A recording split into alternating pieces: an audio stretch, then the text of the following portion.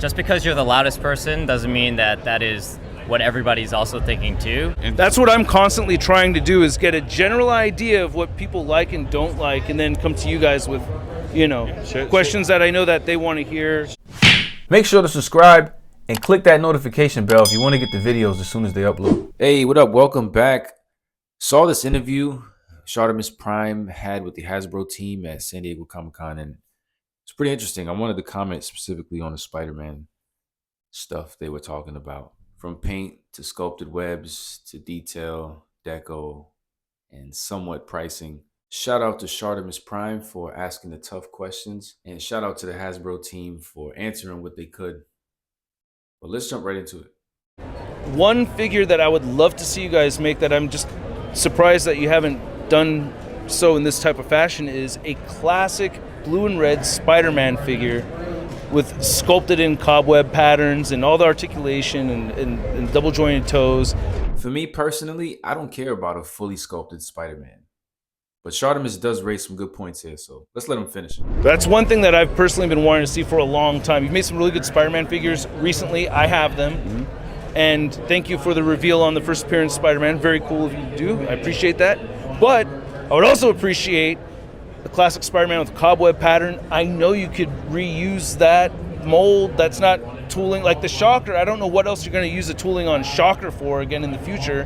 That looks like a one and done kind of thing. I don't know of any variations of the Shocker, but you have unique tooling for the Shocker. I'm surprised that there's no unique tooling with cobweb patterns for the Spider-Man. Just wondering if you can give me some insight on that, and just trying to wrap my head around why. But that's a good point, right? He said, why give us a new tooled Shocker sculpted specifically for him when there's not many variations and versions of Shocker, when you can do it for Spider-Man, give him his own unique tooling, and then be able to reuse that body for more Spider characters and suits.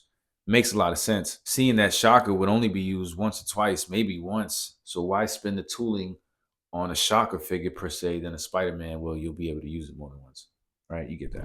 Well, normally when we do, are you asking for raised or recessed web lines? To be honest with you, either one, but I don't know. I think, does that make a difference on the production side of it big time? Like, does that make a huge, wow. So if they're raised, is that a lot more costly? All right, so judging by the way they're nodding their head, raised webs is more costly. And the best example of raised webs that they've done in the recent time is the Andrew Garfield and Tobey Maguire figure. The Andrew Garfield is probably the best one, and everything else has been recessed, like the No Way Home figures and the Amazing Spider-Man, the Six Arm, most of it's recessed. So I'm assuming that when you raise the webs, they cost more because you have to paint them. You can't just raise a web and then not have it painted. But when you recess the webs, you can get away with not painting them like they have. But the comic style Spider-Ham is a good example of raised webs that weren't painted. And people did kind of have an issue with that. So I get it. Sculpting the webs and painting spider webs probably are going to be more costly than just recessing them and then not painting them. But now that we know they can paint the webs that are inverted, we should be expecting that. But that's why I said I don't really care about a sculpted Spider-Man, because it's too much. And with a sculpted Spider-Man, you can never really please anyone because there's a lot of different versions of Spider-Man. Like, you want a Romita Spider-Man, McFarlane, like which sculpted Spider-Man specifically would you want? Recessed, I would still be happy if they're recessed. It's also deco. It's deco. So one thing you keep saying is tooling and tooling and tooling, which is a very good point. But I think what you're not mentioning is deco. And Spider-Man, in order for him to be developed, has a lot of paint deco, which has a lot of value too as well. So whenever we make a Spider-Man, we have to consider the deco, especially on the hands. Hands, that's the thing people don't forget. I think Ryan meant that's what people forget is the hands. Before we get into the hands, deco. Spider-Man doesn't have that much deco. I mean, yeah, he has a lot of webs, and painting webs on a hand could be annoying. And I don't know if they do it with machine, but when I saw the Netflix special, the lady who was making the Cyborg Spider-Man was placing like little vinyl lines on it. And I guess that's for a prototype, right? But if the machine paints the webs, you're not using a lot of paint per se. You're covering a lot of the area and base on the chest and boots. But that's really the gist of it. You're getting the chest, the arms, the hands, and the boots. And that's not a lot of deco. It's not going to cost a lot of paint. It's just going to cost a lot of precision painting. So I don't know if there's a specific machine that does webs or lines. And, I don't know how it's placed, but I don't see it being expensive. I see it being just tedious and annoying. And because I don't know for sure, I can't tell you if it's expensive or not. I can only go off what I assume or what they say. Me having a little bit of experience painting Spider-Man, I will tell you that painting hands is annoying and tedious, and especially around the fingertips, making sure all the lines are symmetrical and they match. If a person is doing that, it's going to be frustrating. If a machine is doing that, I can't even fathom how that works. Two things I'd love to know about the Marvel Legend Company is how they actually paint their figures, and I would love to see the library of parts they have to use for figures. That would be like a goal for me, like a dream. I just want to see. Go for it. So Spider-Man, it would look awkward if his hands didn't have the web lines. So all the way around, and so it's ironic that Spider-Man is the most recognizable, strongest character, but he also requires the most amount of deco. But I think that's a fair point, and it's something to add to our list, because we've done MCU versions now, like with this 3-pack. It's like, yeah, a raised decoed Spider-Man with all the accessories. It's gonna be a deluxe. Just throwing it out there, right? Because it won't be $24.99. But why not? Because of his hands and the paint? Like, it doesn't quite make sense to say that because Spider-Man has webbing and deco on his hands, his pricing isn't going to be the $24.95 or whatever it is. MCU figures get so much new sculpt and parts that I don't understand why they want to charge more for a Spider-Man and not for MCU figures, when usually MCU figures have unique parts for a majority of their figures. I don't know if they're incentivized to make these MCU figures when the movies come out. I know merchandise is a huge part of movie sales, and so I know they got to cater to that side of the company. But again, this is the reason why I would prefer Spider-Man with just painted webs. I don't really care for the sculpted webs anyway. So let's continue. If it's $30, you got all the articulation, keeping the toes, and you get a proper neck joint that can move all the way up. Something like that, I wouldn't mind dropping $30 on the. I get that. I wouldn't mind either. I would pay $35 for properly done sculpted Spider-Man. But I think Shartimus's argument is the same argument I have with the 6-arm Spider-Man. Like, I want a properly done comic book body for 6-arm Spider-Man, because that could be reused for other 6-arm Spider-Man. Doppelganger. There's another 6-arm Spider-Man with all sleeves. There's a few Spider-Man with 6 arms. Dormammu Spider-Man. It's not quite in the same sequence, but you can still use that and get away with it. There's a ton of Spider-Man with 6 arms that could be used with that new body mold. So I'm more for a proper 6-arm Spider-Man instead of them using the Amazing Spider-Man body with the sculpt, the recessed sculpt. Like, I hate that idea, to be honest. And I would pay more for a properly done figure. I'd pay even maybe $40 for a properly 6-arm Spider-Man. Again, it could even be a Build-A-Figure. Seeing we don't get Build-A-Figures anymore in the Spider-Man wave, I don't understand why the pricing is so high. I know Spider-Man is the most popular superhero and sells, but come on, man. Like, give us a Build-A-Figure if you're not going to be able to properly do characters like 6-arm Spider-Man. You know what I mean? But that's just my argument. Whatever Shartimus is feeling about a sculpted Spider-Man, I feel the same way about a comic 6-arm Spider-Man. And yes, their double ball peg could be better, but I'm okay with it. And I don't care about toe articulation.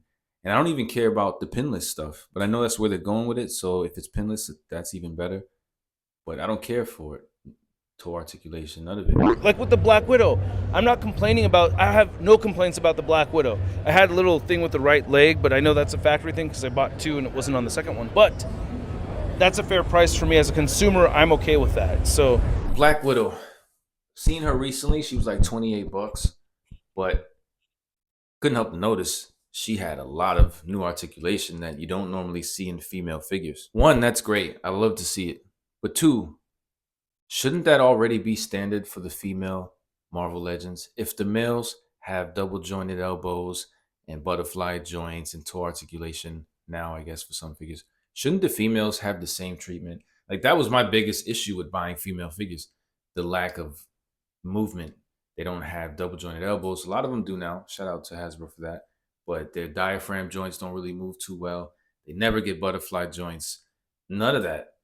And so now that they're giving it to us, they're charging us more for it as if it's something that's deluxe, when again, it should be standard, from my opinion, seeing that male figures have those same articulation parts.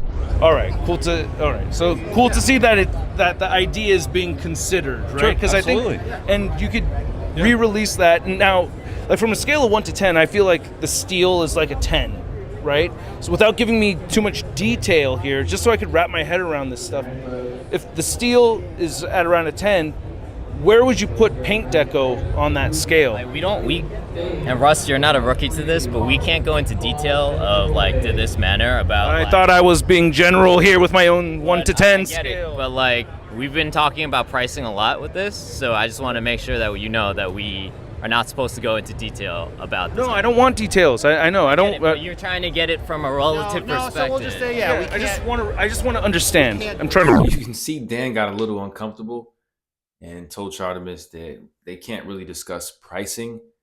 I saw a comment that he posted on Shart's video that when you do these interviews, they go through a PR team and they know the type of questions they can or can't ask, and pricing details, specifics are things they really can't get into.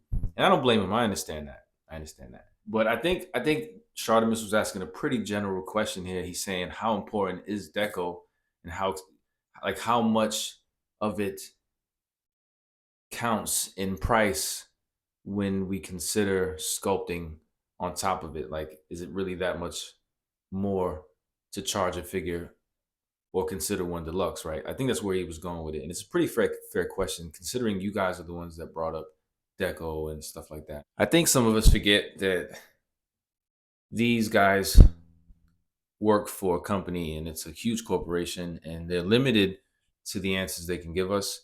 You know, they show their faces often, so they feel like friends. And when you ask these questions, you expect friendly answers, but you know, personal and business are two different things. And they're always going to protect the business, and you can't blame them for that. I definitely respect that. And we as consumers are always going to feel like we're on the opposite side of the companies. But in the end, we should really work together. And this is why I love watching these interviews, because you got to get down to the nitty gritty. Sometimes you got to ask the tough questions if you want the answers, and sometimes you're not going to get the answers you want. But that's the point. You know, we want more. We got to keep pushing. They want us to keep buying. They got to keep giving. And if we have to voice our opinions on what it is exactly we like, then I think that's what we should do. We shouldn't go out there and make hateful videos, but we should go out there and voice our opinion. I think it's only right that, you know, if we're the one purchasing these items, that we have a voice into what we want to pay for. And I know pricing is one thing people complain about or express their concerns on. I get it. But if the character is done properly with a body that is up to date and functions well, I don't see many people having issues with the price upping. Just include some accessories too, like hands and maybe some, you know, weapons and stuff. And keep it consistent. That's an issue with Marvel Legends, is the inconsistency from comic figures down the line, right? Like some figures will have great articulation, some will have pinless joints. And Dwight made a point earlier by saying, you know, they got to weave out the new things in slowly and push the old things out slowly as well. And that's why I said I want to see their library. But yeah, just keep it consistent. I can't wait till we get a consistent line where every female has an ab crunch, a diaphragm joint, double jointed elbows, butterfly joints, matches the male's figures. We get some accessories, and the pricing, if you got to raise it up by a notch just to keep the line consistent in quality over quantity, then I don't mind paying that extra buck. Shout out to Shartimus Prime for asking the tough questions, because he is the loudest voice who may voice his opinions. But I know that what he says isn't only his opinion, it's opinions of a lot of other collectors out there. So if you do care, maybe the loudest voice is the one that's representing the small voices as well. So I do appreciate this. I appreciate the team for allowing the interview and giving us a small insight on what happens in the inner workings of the Marvel Legends brand. The best way to get through anything is discourse. Let's continue to talk about it. Let me know in the comment section down below, what do you think about what Hasbro was saying and what Shartimus was asking, and if you agree or disagree with any of it.